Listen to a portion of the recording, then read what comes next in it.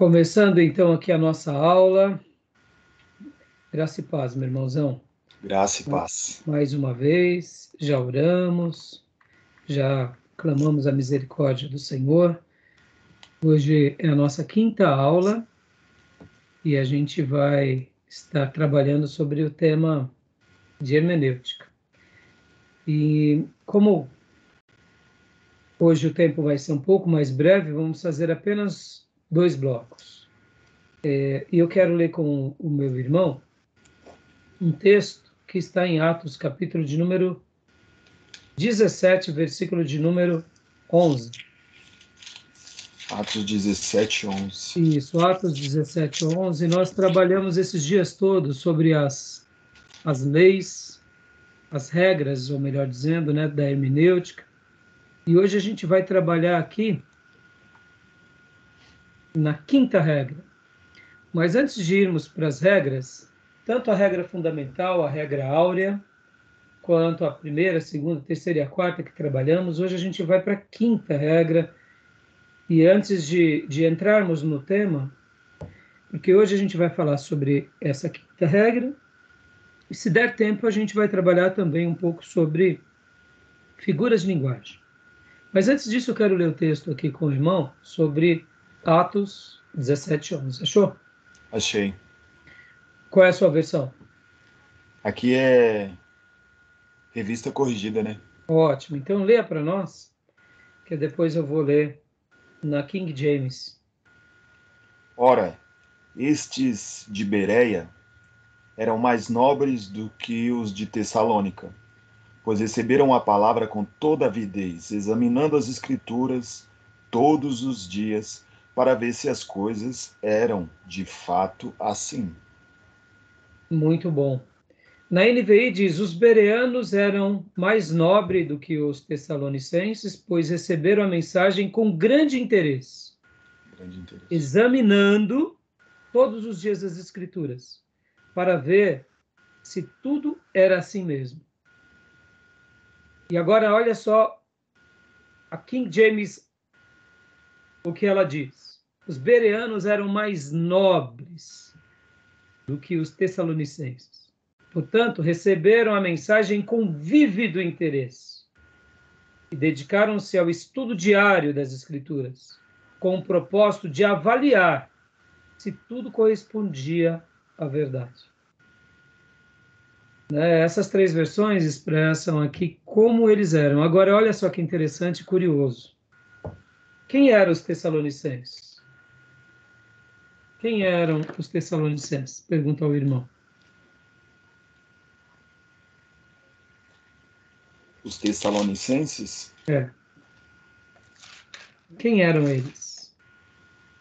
Se fala no sentido... Era a igreja de Tessalônica, né? Era uma igreja que Paulo formou em Tessalônica. Exatamente. E que nível espiritual os tessalonicenses tinham ou eram? Era uma igreja bastante boa, se eu não me engano. Uma igreja Se eu não me engano, o que você acha? Vamos. Bom, você já deu uma opinião. A igreja dos corintianos. Era a igreja dos Coríntios. Os corintianos não era o Timão, né? Não era o Timão. Eles eram uma igreja problemática, né? Problemática, exatamente. A igreja dos Gálatas.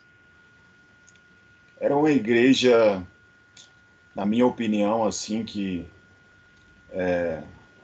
tinham aqui a colar seus altos e baixos, eram conduzidos às vezes por alguns judeus lá estranhos lá. Ótimo, judaizantes, muito bem. Era uma igreja que acabava dando ouvido a certos ensinos errados, legalistas. Exatamente. Né? Vamos pegar outro exemplo aqui. A igreja dos romanos. O que nós ouvimos sobre a igreja dos romanos? A igreja dos romanos? A igreja dos romanos, sinceramente, não tenho nenhuma opinião formada sobre ela. A igreja de Romanos, como a igreja de Efésios, era uma igreja muito, mas muito espirituosa. Podem ver que a igreja se reunia nas casas. Paulo, quando ensina, fala que está com saudade, presta homenagem. Ambas as Verdade. igrejas eram igrejas. Então, no Novo Testamento, tinham vários tipos de igreja, vários. A igreja de Filipenses era uma igreja, eram os quindins de Paulo. Mas havia também, para Paulo, uma igreja especial. Quando eu falo para Paulo, é porque é a maneira que o autor se dirige àquela igreja, a maneira em que ele se apresenta. Sim. É claro que não é apenas Paulo, mas é o Espírito Santo na vida de Paulo. Porque a gente tem que lembrar da instrumentalidade humana, mas a gente tem que lembrar que eles eram ferramentas divinas. Paulo, Pedro, Tiago, João, quando escrevem as cartas, eles estão escrevendo como instrumentos do Espírito Santo, mas ao mesmo tempo tem o DNA deles, se expressando, se comunicando, falando.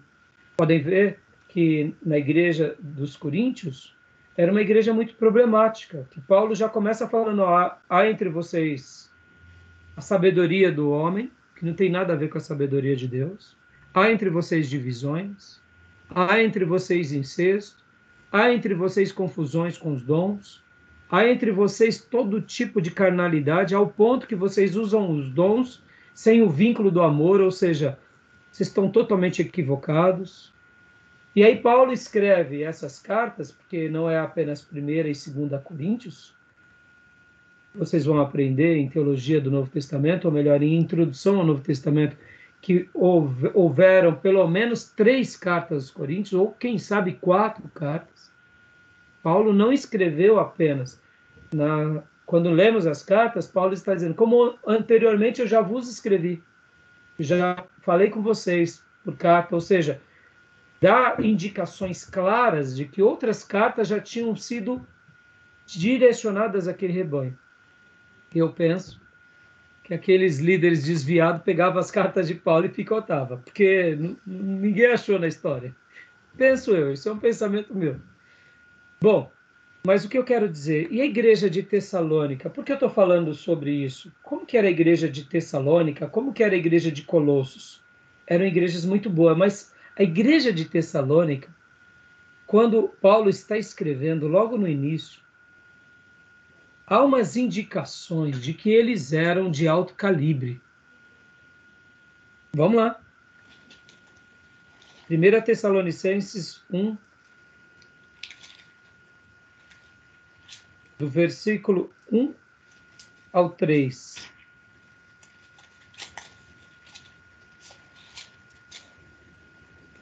Se pudéssemos ler, inclusive, o versículo de número 4 e 5 também, mas principalmente o versículo 3. Olha só o que diz, pode ler para mim.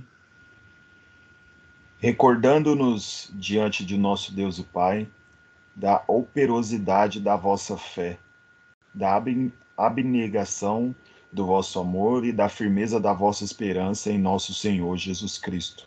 Olha só como Paulo já começa falando que eles eram. Você tem que lembrar, irmão, que aqui não é apenas Paulo falando como um elogio de um líder. É o Espírito Santo usando quem? Paulo.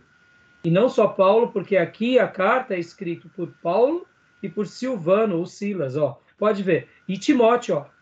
Paulo, vírgula, Silvano ou Silas e Timóteo, a igreja dos Tessalonicenses. Ou seja, essa carta tem tríplice autoria. O Espírito Santo usou a instrumentalidade de Paulo, de Silas e de Timóteo. E aqui os 3, guiados pelo Espírito Santo, mais Paulo como líder deles, está dizendo para eles, olha, nós nos lembramos continuamente, diante do nosso Deus e Pai, o que vocês têm demonstrado. Na NVI diz isso. 2 pontos. O trabalho que resulta da fé. Olha só que coisa linda. Era uma igreja laboriosa em fé.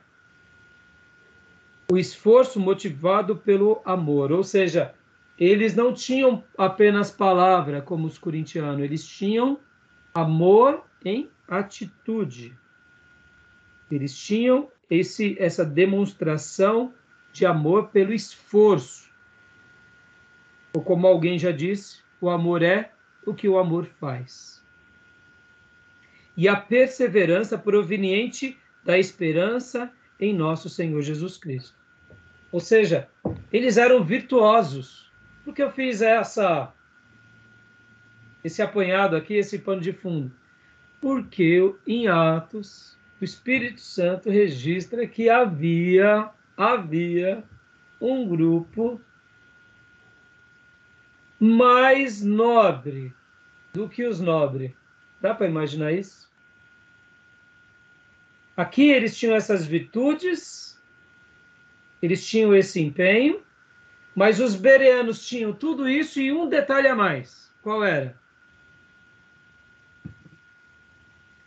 Atos 17:11. A gente leu. Não guardei. Essa não vai mais esquecer.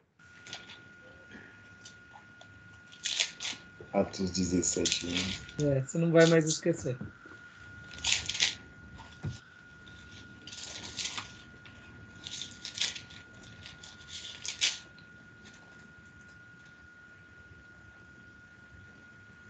Os bereanos eram mais nobres do que os de Tessalônica, pois receberam a palavra com avidez, examinando as escrituras todos os dias para ver se as coisas eram de fato assim. Eles eram mais nobres do que os nobres, porque, além das virtudes que os tessalonicenses tinham, eles também tinham, só que eles tinham um critério a mais. Todos os dias, com avidez, ou como diz, né, no caso, a King James, com vívido interesse, ou como diz a NVI, com grande interesse, eles examinavam as escrituras para confirmar se o que Paulo dizia, Silas dizia, Timóteo dizia, Pedro dizia, era como estava escrito no Velho Testamento. E aqui o Espírito Santo fala assim, olha, os bereanos conseguiram somar às virtudes uma virtude maior. Por que eu fiz questão de abrir aqui, meu irmão? Porque a gente está estudando hermenêutica, né? E ser um hermeneuta é caminhar nos passos dos bereanos. Examinar. Tá bom, meu irmão? Amém. Nunca mais você vai esquecer. Nunca mais mesmo. Nunca mais. E hoje nós vamos falar um pouco da quinta regra, lembra? Nós mencionamos há pouco sobre as regras, ou melhor, nós falávamos sobre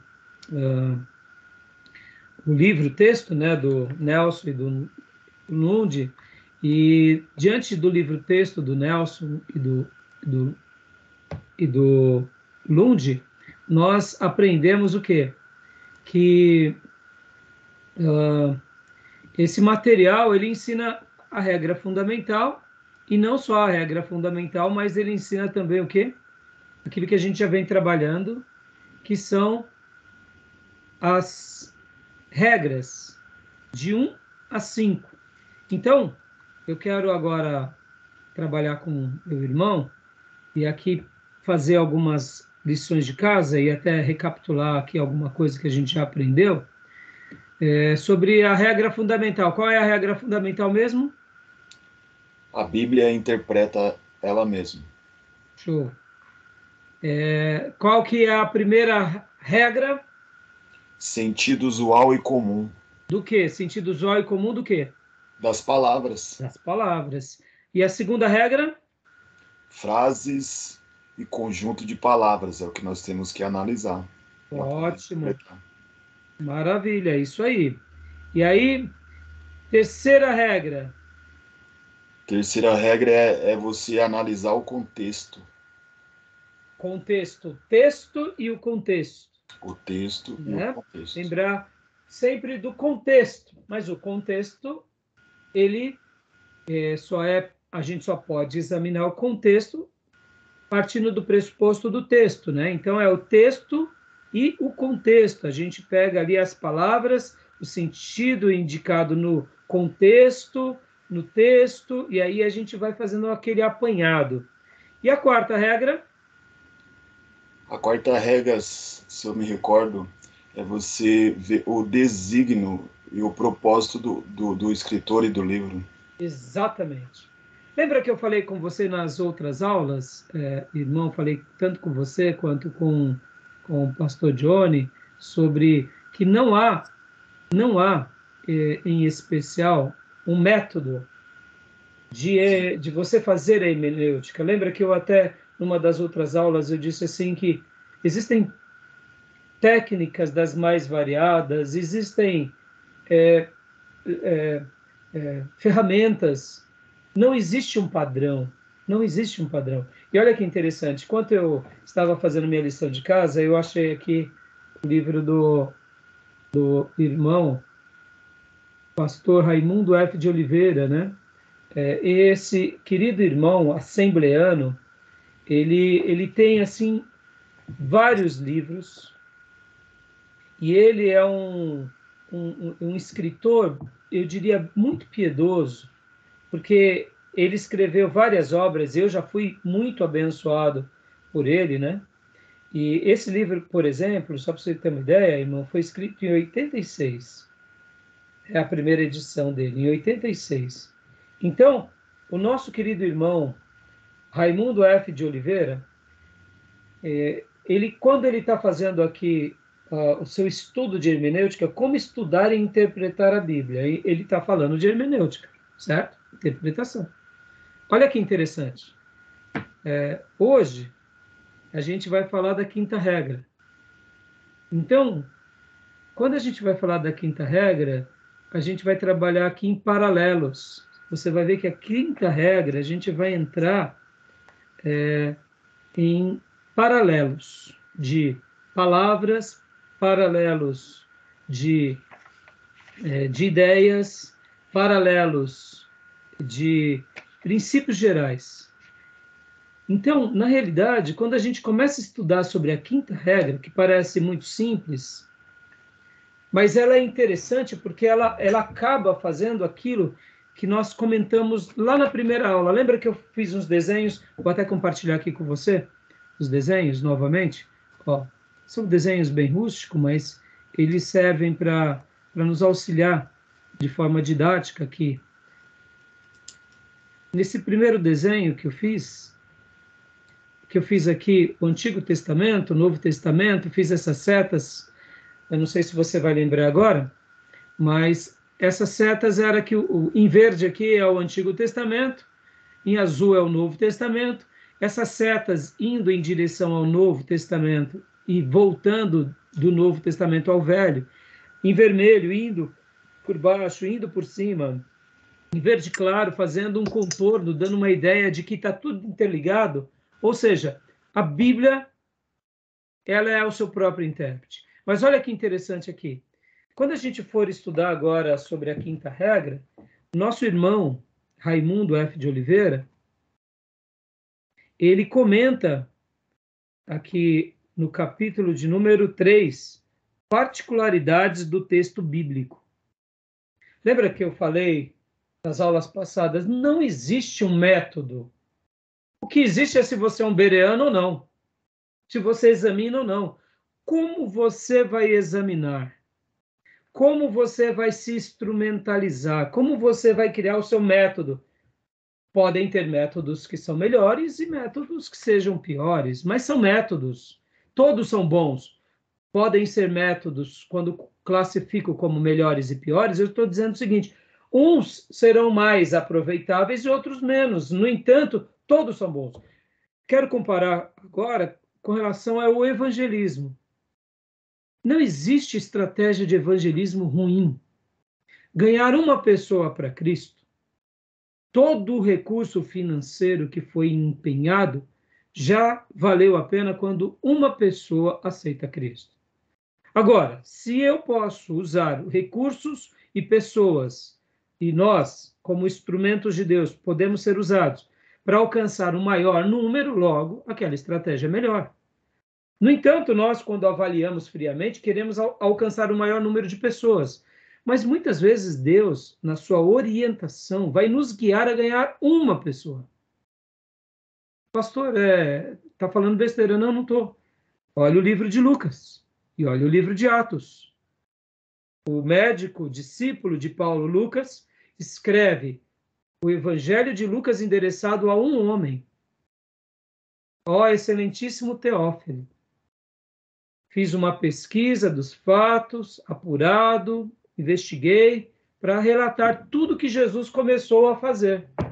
E ele escreve o Evangelho de Lucas, que é uma obra-prima.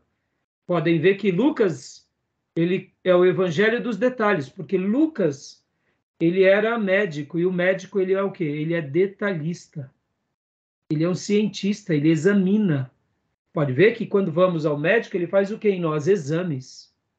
Ele não é um pedreiro, um carpinteiro que pega ali o ser humano, arranca a perna e fala, vai para casa que aqui já está resolvido o problema. Arranquei o tronco podre, botei... Não, ele não é um carpinteiro. O carpinteiro tem a sua utilidade, né? O serralheiro, o ferreiro, mas não médico. Ele é um cientista, ele é um pesquisador do corpo humano, ele é minucioso. E o Evangelho de Lucas é o Evangelho dos detalhes. Quando você procurar algum detalhe que fala qual evangelho que está, pode ir em Lucas. De cara, a grande maioria dos detalhes está em Lucas. Pode ser que alguma coisa não esteja lá, esteja nos outros evangelhos, mas a maioria está em Lucas. Só que ele escreve o Evangelho de Lucas para Teófilo, para uma pessoa, para um lar. E como se não bastasse, ele diz depois, olha, depois de tudo que Jesus fez, o excelentíssimo Teófilo, agora eu vou falar sobre a obra de Jesus, quando ele é elevado aos céus e começa a história da igreja, Atos dos Apóstolos. Ou seja, duas obras magníficas escritas para um homem. E aí, esse projeto de evangelismo foi uma bênção ou não foi? E como foi? Glória a Deus. Por Teófilo, está aqui no cânon sagrado. 2 livros maravilhosos. A história da igreja, a história das missões. Glória a Deus. Conversão de Paulo, conversão do próprio Lucas. Aleluia. Magnífico. Não existe projeto de evangelismo ruim. O que existe é se estamos debaixo da orientação de Deus ou não. Se estamos debaixo da orientação de Deus, vamos ganhar uma família. É o que Deus tem para mim? Ganha aquela família. Se é debaixo da orientação de Deus para ganhar uma cidade, ganha a cidade. Se é debaixo da orientação de Deus para ganhar o Estado, ganha o Estado. O que importa é estarmos debaixo da orientação. Ficou claro? Amém. E a hermenêutica? E a arte de estudar? Não importa. Há aquela que vai ter mais aceitação, vai ter mais mercado, vai ter mais aceitação entre os estudiosos, e aquele estudo que, de repente, poucos usam, que não foi tão divulgado, não teve uma aceitação. Mas tudo é estudo. Tudo é estudo. Ficou claro? Ficou claro. E aqui o nosso irmão Raimundo, ele vai falar sobre o quê? Particularidade do texto bíblico. E ele vai começar a falar assim, a composição da Bíblia Sagrada, a linguagem bíblica, princípios de composição, e aí vem grupo de recursos literários, e ele vai entrar aqui comparação e contraste, repetição e intercâmbio, gradação e continuação, clímax e ponto decisivo, particularização e generalização, causa e substância, instrumentação e explanação, preparação e sumarização. E aí, o que ele está falando com esses pontos? Ele está, em outras palavras, ele vai falar praticamente algo bem parecido que o Nelson e o Lund vão falar da quinta regra, que são o quê? É necessário consultar passagens paralelas. Ou seja, é necessário você fazer um estudo do texto sagrado, tanto no Velho quanto no Novo, dos livros, sejam eles quais temas eles têm, de formas paralelas. Pode ver que ele usa aqui, particularização e generalização. Você olha de forma particular, mas também você olha de forma geral. Instrumentação e explanação. Você olha de forma instrumental, mas você também olha de forma onde se explana. Em outras palavras, ele está usando outro tipo de linguagem para tratar de um ponto bem parecido. Gradação e continuação, comparação e contraste. Comparação e contraste não é a mesma coisa, uma um sinônimo de falar textos paralelos? Ou contrastes? Repetição e intercâmbio? Entendeu? Então, Entendi. por que eu estou falando isso? Porque cada teólogo que nós formos estudar, eles vão ter e eles vão descobrir uma ferramenta. E tem ferramenta melhor ou pior? Não, são ferramentas. O importante é termos a mentalidade do quê? De sermos bereanos, de sermos profundos, de sermos alguém que busque aprender. E a quinta regra vai trabalhar isso. Agora, olha que interessante, ainda estudando aqui o livro do nosso irmão, passando um pouco assim, quando ele começa aqui falando um pouco sobre figuras do texto bíblico, que se der tempo a gente vai começar hoje, olha que interessante.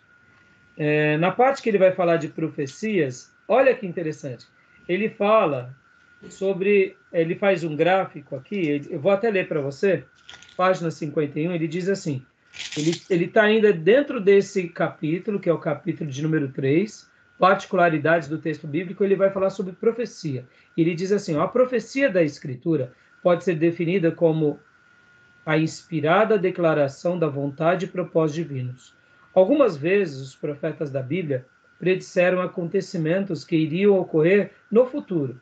Outras vezes disseram ou proclamaram a vontade de Deus para os seus dias. Ambos os tipos de declaração feitas pelos profetas eram importantes. E aqui ele faz um gráfico.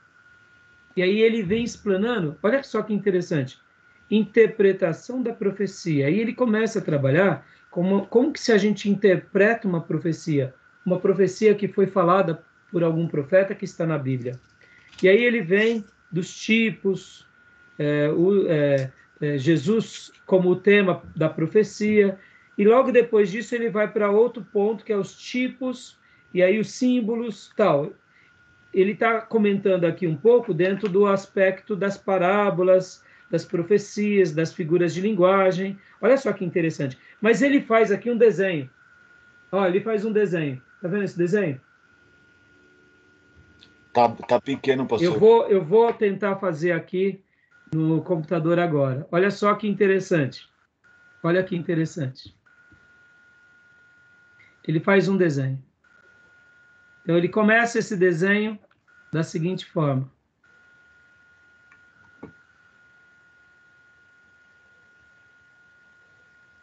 Desenhar com... Deixa eu apagar aqui, irmão, porque desenhar com o mouse é muito difícil. É difícil mesmo. Deixa eu desenhar aqui com o meu notebook, ele tem aqui a função de você usar a tela. Então, deixa eu tentar aqui usar a tela. Ó, eu vou agora fazer um desenho aqui. Ó. Olha só que interessante, ó. Ou melhor. O que o nosso irmão Raimundo fala aqui? Ele faz um desenho, e esse desenho que ele faz, ele está dizendo o seguinte, ele faz vários círculos para você interpretar uma profecia. Vários círculos, tá? E nesse primeiro ponto aqui, ele fala assim, como que você deve interpretar uma profecia? A primeira coisa que você deve observar na profecia são palavras. As palavras da profecia. Depois, você interpreta as frases da profecia. Depois, os versículos. Depois, os capítulos. Depois, aí ele vem aqui. Então, aqui uma roda maior e outra maior. Por último, então, depois dos capítulos, você vem para o livro. E, por último, a Bíblia completa. Olha que interessante. Primeira regra, tá onde aqui? Palavras. Puxa vida. Olha como você interpreta uma profecia. Primeira regra. Segunda regra, tá onde? Frases. Puxa vida. Terceira regra. Versículos, né? Que é contexto. Então, exatamente, versículos e capítulos poderia ser? A terceira regra poderia estar aqui, não está? Poderia estar aí. Poderia estar aqui. Texto e contexto? Sim. Né? Quarta regra, está onde? Livro aí, né? Designo. Livro. E a quinta regra, o que seria agora? Ó, agora aqui, a quarta regra está tanto no livro quanto na própria Bíblia, né? E a quinta regra, o paralelismo. Ah, isso que é fantástico. A quinta regra vai ser o paralelismo, ou seja, o que uma coisa está interligado à outra, o que outra coisa está interligado, porque ele vai se completando. Fantástico, né? Você Sim, vê, ó, fantástico. ele acabou de dar uma... sem perceber, o nosso irmão Raimundo F. de Oliveira, ele estava falando sobre a habilidade de fazer uma interpretação da profecia, tanto de uma profecia de Isaías, de Ezequiel, como da profecia da Bíblia. Pode ver que aqui as regras. Lembra que eu falei para vocês que o Nelson e o Lund, eles fizeram o quê? Eles seguiram só o padrão da naturalidade. Fantástico, né, irmão? Ótimo. Você nunca mais vai esquecer disso. Pode ver, tudo é assim, tio. Tudo é assim. Você vai estudar, por exemplo, você vai estudar qualquer coisa. Você vai estudar engenharia. Não tem como você fazer, por exemplo, um projeto sem conhecer o quê? Cálculo matemático, derivada. Você tem que aprender conta. Você aprende conta, você faz a base, para depois você ir para a área de especialização, para, por último, você desenvolver os projetos. Se você não conhecer de cálculo, você não consegue ser engenheiro. Porque o engenheiro precisa do quê? De fazer conta para decifrar o problema, para encontrar o problema, para otimizar ou resolver o problema. O que o engenheiro faz? O engenheiro resolve o problema. Todo engenheiro resolve o problema. Construindo um prédio, derrubando um prédio, ampliando, construindo uma ponte. Ele pode ver, o engenheiro ele cria algo para melhorar em todos os setores. Ele otimiza, ele cria situações. Vamos agora falar. Então, você vê, tudo começa do princípio. Você começa fazendo conta, você conhece matemática, você vai para derivada, você vai para integral, vai para física, vai para química. No direito, a mesma coisa. Você vai conhecer o quê? Começa com o básico e vai expandindo. As regras da hermenêutica seguem esse padrão da vida. Você vai para o básico. Depois do básico, você vai ampliando. Ou seja, a regra fundamental, a Bíblia interpreta ela própria. Primeira regra, palavras, sentido usual e comum. Segunda regra, frases. Terceira regra, aí você vê, aí a gente vai entendendo texto, contexto, o contexto que está ali no texto. Quarta regra, designo do livro, qual que é o assunto que está sendo tratado. Quinta regra, os paralelismos. Fantástico o desenho do Raimundo, não? Quando eu peguei o livro e estava vendo, eu falei assim, ele vai citar sobre as regras. Não, ele não cita sobre as regras, ele cita sobre as profecias. Mas isso dá para usar nas regras? Dá. Você vê que um instrumento que você tem... Olha como estudar é enriquecedor. Muitas vezes você pega uma ideia de um pastor como o dele e você fala, puxa, está pronto. Ele está usando um assunto que cabe em outro assunto. Você só está pegando emprestado, porque é um assunto que ele coaduna, tem a ver. Tudo bem até aí? Tranquilo. Tranquilo? Beleza, então. Então, vamos lá. Então, 36 anos, né, esse livro? Hã?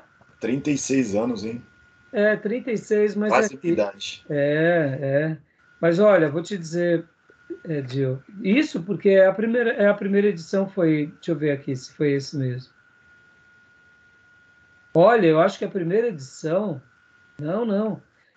Saiu pela CPAD em 86, mas pelo que eu estou vendo aqui nas normas da ABNT, eu não sei se é a data do autor do livro ou se foi quando ele fez a primeira obra. Está aqui 1949. Meu Deus. Eu não sei te dizer agora, eu fiquei na dúvida, viu? Porque tem duas datas aqui, pode ser a data dele, né? Que ele nasceu. Né? Então, é um registro aqui, que está o nome dele em 1949, aí depois em Rio de Janeiro e vem 1986. Pode ser que seja a data dele. pode ser que seja a data dele. Mas olha, os clássicos são bênção o tempo todo. Tá bom? Então vamos lá para a quinta regra? Ficou claro aqui, irmão? Amém. E a gente vai, talvez você me pergunte, professor, pastor, e aí, eu tenho que decorar as regras? A quinta regra é aquilo lá que eu falei. Não existe. O importante é você saber manusear. Você saber usar o instrumento que você tem. Eu costumo dizer que a sabedoria é diferente do conhecimento, Diego. Uma pessoa que ela tem sabedoria, com toda discrição e humildade, o que eu acabei de fazer aqui com o desenho do nosso irmão foi um toque de sabedoria. Eu peguei uma coisa e falei, eureka! E fiz o desenho aplicando nas 5 regras. Uma pessoa que ela é dotada de sabedoria, não que eu me considere a pessoa mais sábia, mas Deus me agraciou com certo entendimento, ela tem, muitas vezes, na sua mão, um alicate de pressão, um martelo e um estojinho de chave de fenda com várias bocas. Ele faz horrores com essas coisas. Ele consegue fazer coisas que você fala, mas espera aí, você tinha o kit, você tinha furadeira, serrote? Não. Mas o que você tinha? Não, eu tinha um martelo, mas como você arrumou aqui? Bati de leve, ali eu usei a ponta da... mas não é isso. Não é, mas é o que eu tinha. Você usa o que você tem. A sabedoria, ela está para a habilidade de você pegar as ferramentas que você tem e saber aplicá-las da forma correta. O conhecimento já é outro lado que é importante, mas que é diferente da sabedoria. O conhecimento é aquela pessoa que acumula conhecimento sobre as ferramentas, mas na hora de usá-las não sabe muito bem. Então ele vai falar, isso daqui é um alicate inglês, isso daqui é um alicate italiano, isso daqui é uma serra elétrica, esse daqui é um martelo e tal, esse daqui... Ele tem conhecimento de causa de tudo e para que serve. Aí você fala, vai fazer, ele fala, eu não sei mexer direito. Eu não sei mexer. Agora, quando uma pessoa tem o conhecimento, que é as ferramentas, e tem a sabedoria, aí vira um apóstolo Paulo. Entendeu? Vira um apóstolo Paulo. Porque ele consegue pegar as ferramentas que ele tem e fazer coisas engenhosas. E fala assim, como pode? É aí onde entra a sabedoria. A sabedoria é a habilidade de você usar o que você tem. Por isso, quando a gente faz hermenêutica, a hermenêutica ela é ciência, mas ela é também arte. Ela é ciência quando se diz sobre as técnicas, as regras, a maneira em que se faz. Mas ela é arte quando você pega e interpreta. Você, que nem agora a gente vai estudar a quinta regra, que é paralelo. Irmão, isso paralelo é fundamental. É uma coisa tão simples, mas ela é tão poderosa, porque ela vai dar respostas para fazer com que a regra fundamental tenha firmeza, para que crie vínculos na primeira regra com a segunda, com a terceira, com a quarta. Ou seja, você vai saber manusear essas regras de uma forma onde você dê substância, você cria amarras e você feche. Então, a quinta regra, que é paralelismo, ou como nosso irmão aqui chamou também, aqui, você viu? Grupos de recurso literário. Olha, ele coloca aqui, ó, dentro dos grupos, os grupos literários mais importantes usados na composição do texto sagrado são os seguintes: comparação e contraste. Ele usou comparação e contraste. Repetição e intercâmbio, gradação e continuação. Pastor, eu prefiro usar esse. Então use esse. Fique à vontade. Eu prefiro usar paralelos. Fique à vontade. Eu prefiro usar bereianos. Fique à vontade. O importante é você mergulhar e trabalhar nessa piedade. Porque é nisso que a gente vai ser prolixo, que a gente vai ter profundidade e consistência.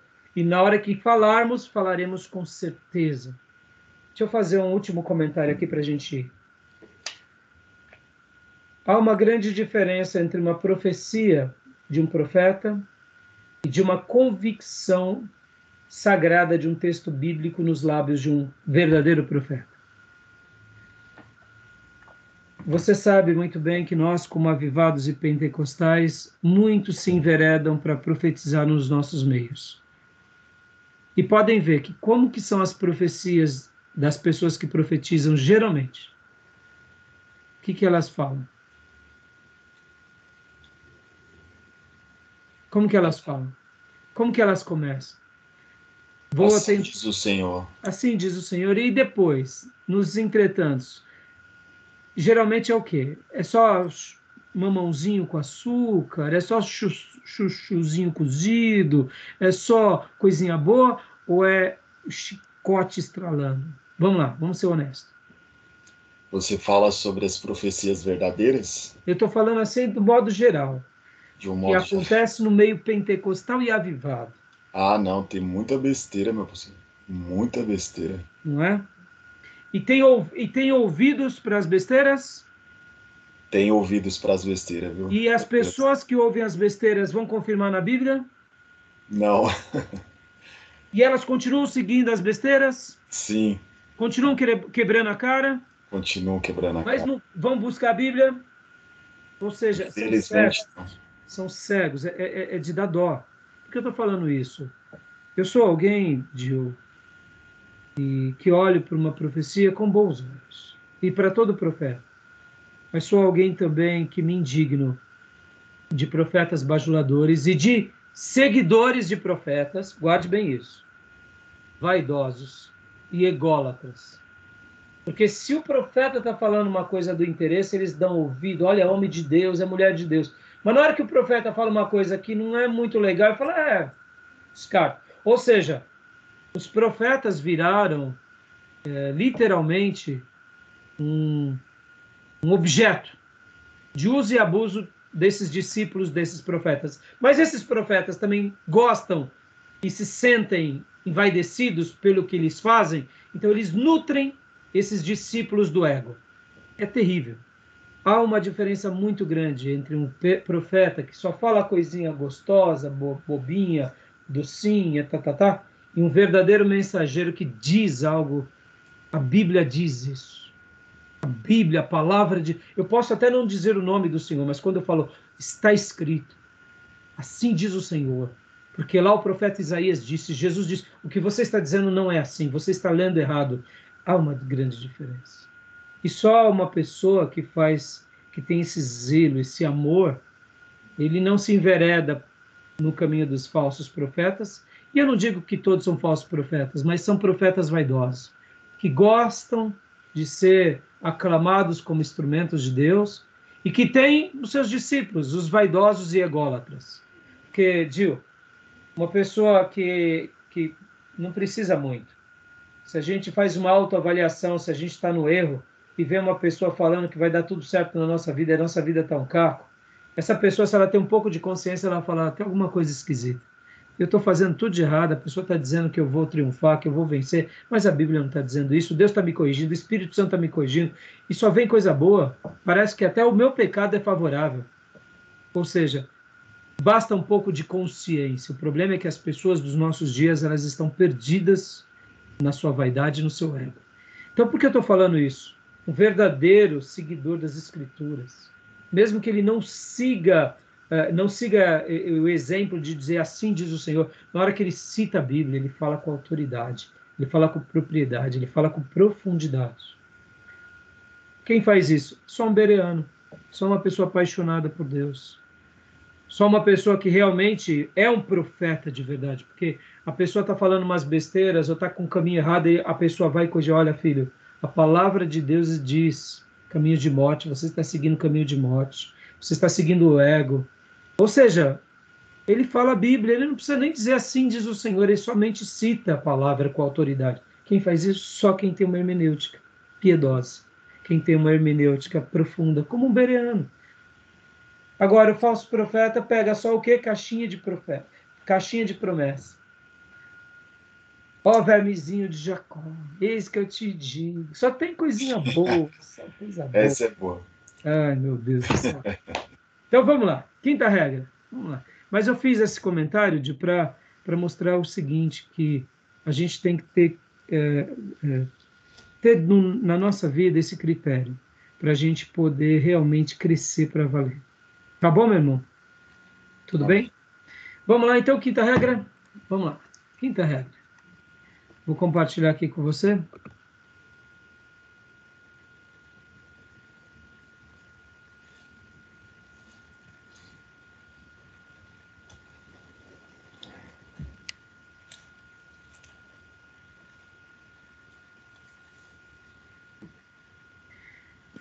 Então, a gente passou, né, pelas demais regras e agora vamos para a quinta.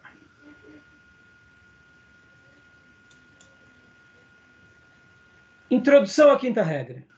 Uma doutrina que pretende ser bíblica, ou uma palavra que pretende ser dita como de Deus, não se pode ser considerada no todo como tal, sem resumir e expressar com fidelidade tudo que estabelece e excetua a Bíblia em suas diferentes partes em relação ao particular.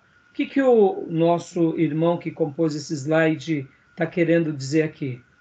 Se a gente realmente quer falar sobre um certo tema, a gente tem que pegar aquele tema e tem que trabalhar nele, trazendo ele de uma forma interligada com as outras partes.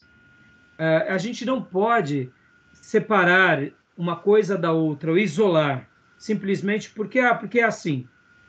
Então, se a gente não fizer isso, a gente acaba cometendo deslizes, a gente acaba não expressando fidelidade. Então, tudo bem até aí? Entendi. Beleza? Então vamos continuar aqui. A quinta regra, passagens paralelas. Lê para nós.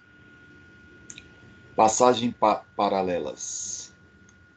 Passagem paralelas entendemos aqui que fazem referência a uma outra, que tenham entre si alguma relação, ou tratem de um modo ou outro de um mesmo assunto.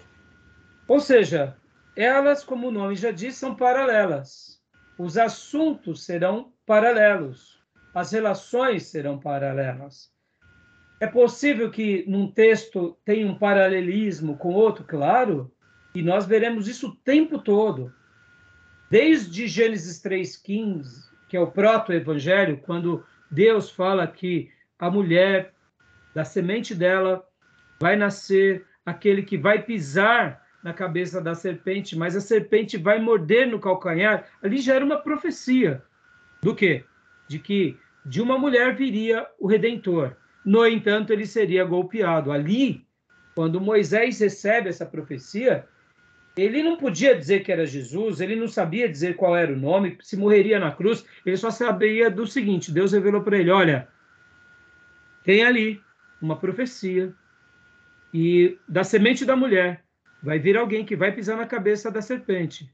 Só que, no entanto, a serpente vai morder no calcanhar, ou seja, alguma coisa vai acontecer. O desfecho a gente conhece no Novo Testamento, conhece na morte de cruz. Outras profecias foram anunciadas por Isaías, por outros profetas, mostrando a obra desse que venceria Satanás. No entanto, há um paralelismo, não só de ideias, aqui eu apresentei um paralelismo de ideias gerais, mas há um paralelismo de passagens, de assuntos e de temas. Vamos ver aqui, ó, João 3,16, é um texto muito conhecido, mas vamos ler para a gente fixar essa lição, né? Eu vou ler Gálatas 2,20, depois o irmão lê Hebreus 2,9, tá? Beleza.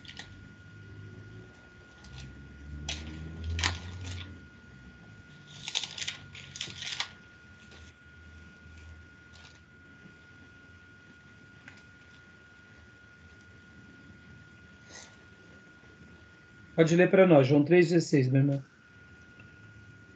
Porque Deus amou o mundo de uma tal maneira que deu o seu Filho unigênito, para que todo aquele que nele crê não pereça, mas tenha a vida eterna. A profecia, eu aprendi no seminário com a minha professora de missões, a Elia Tonini, esposa do pastor Enéas Tonini, ela dizia que João 3,16 é o coração da Bíblia. É o texto que resume a Bíblia completa. O plano redentivo da obra do Pai, do Filho, no poder do Espírito Santo. É fantástico. Com relação à nossa vida e à salvação. Olha agora, olha só que interessante. É uma passagem paralela que está ligada também a outras passagens que tratam de modos parecidos. Ó, aqui em Gálatas 2:20. Fui crucificado com Cristo. Assim já não sou eu quem vive, mas Cristo vive em mim. A vida que agora vivo no corpo, vivo pela fé no Filho de Deus, que me amou e se entregou por mim. Texto totalmente diferente, mas que dá a mesma ideia, o mesmo modo, o mesmo modus operandi, o mesmo assunto, mostrando que Jesus morreu por nós e que Deus enviou Jesus e que agora a gente tem uma nova vida em Cristo porque Deus nos amou e se entregou por nós. E estamos agora crucificados com Ele. Magnífico, não é? E agora, Hebreus 2:9, pode ler para nós.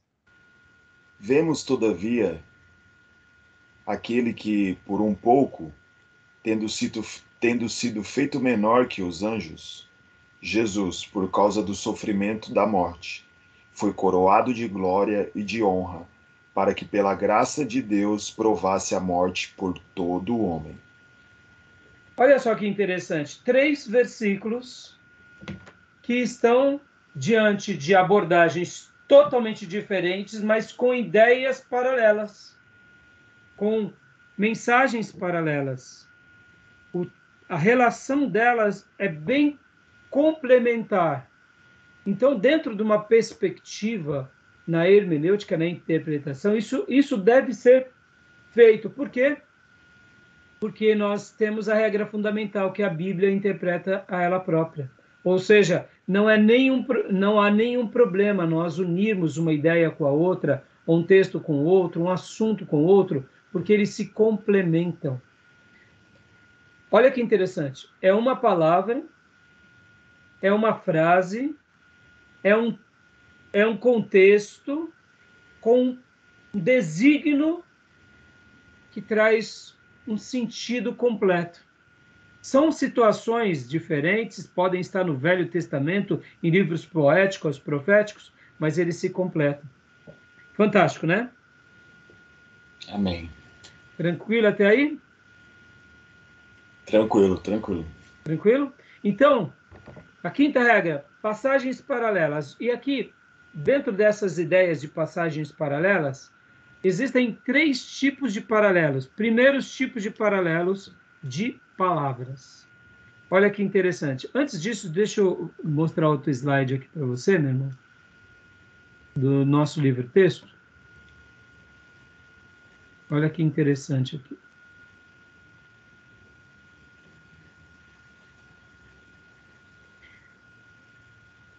Quinta regra, primeira parte. É necessário consultar as passagens paralelas explicando coisas espirituais pelas espirituais. Pode ver que a mente carnal não entende a palavra ou não quer entender. Olha que interessante. Vocês talvez vai ouvir. Olha que interessante. Olha como a mente humana, quando ela nega a Deus ou alguma religião, ele usa artifícios racionais. Eu já ouvi de uma pessoa dizendo o seguinte, mas quando você lê a Bíblia querendo esperar algo, você encontra. Olha que interessante. Essa frase tem fundamento ou não tem? Ah, sim. Se você busca um milagre, você acha. Com certeza.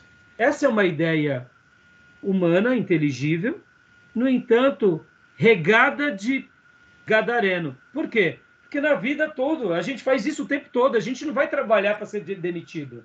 A gente vai trabalhar para prosperar. A gente não constitui uma família para divorciar. A gente constitui uma família para ser feliz. A gente não cria filho para ele virar um drogado, um nóia, um bêbado, um perdido, um mendigo. A gente cria um filho para que ele dê sequência na vida, para que ele tenha o quê? Um êxito e a nossa história seja potencializada e aonde chegamos seja não só o nosso final, mas o início de uma caminhada mais gloriosa para eles. Não é assim? Ou seja, O positivismo da vida, a gente tem ele em tudo. Ou ninguém vai para o trabalho achando que vai encontrar um demônio, um bandido armado. E por que iríamos buscar a Deus imaginando que não iríamos encontrá-lo? É óbvio. Perceba que quando a gente condiciona a nossa mente de forma anti-Deus, também a gente vai se encontrar de forma negando as obras de Deus. Por isso que a Bíblia ela é muito mais do que um livro racional. Ela é o quê? Explicando coisas espirituais pelas espirituais. Ou seja, como Paulo ensina em 1 Coríntios, a mente humana não entende as coisas de Deus, porque para a mente humana são loucuras. Por quê? Porque nós precisamos do auxílio divino. E no momento em que realmente temos esse auxílio divino, é óbvio que a Bíblia se tornará um livro interessante. É óbvio que a Bíblia passará a ser para nós algo magnífico. É óbvio. Então, eu só estou fazendo esse questionamento aqui, porque quando uma pessoa quer ir para o mundo, ela vai achar objetos para ir para o mundo. Assim como quando ela quer seguir a Deus, ela vai achar caminhos e maneiras e instrumentalidade para seguir a Deus. É simples assim. Eu estou falando isso porque você vai ver isso na vida e no ministério. Se você já deve, talvez, ter sido confrontado com isso. Pessoas que não estão querendo seguir o evangelho, eles precisam se armar contra o evangelho. Isso é a mente humana negando o evangelho. Aqueles que são mais esclarecidos e sabem que a sua mente está negando as coisas de Deus, eles ainda usam de uma razão mais ou menos assim. Não o evangelho é uma coisa boa, eu admito, porque podem ver que no evangelho você não ensina o seu filho a se tornar um marginal, você não ensina o seu filho a se tornar uma pessoa pior, você não ensina desvirtude. O evangelho e a igreja vai ser uma riqueza de virtudes, de princípios e aliás, toda religião vai ter esse princípio.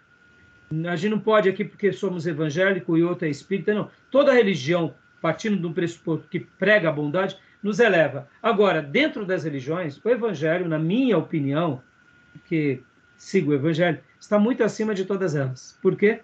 Porque ensina a gente a amar o inimigo, ensina a gente a dar a outra face, ensina a gente a ser seguidor de Jesus, ensina a gente a viver a renúncia da carne, ou seja, o evangelho está muito acima.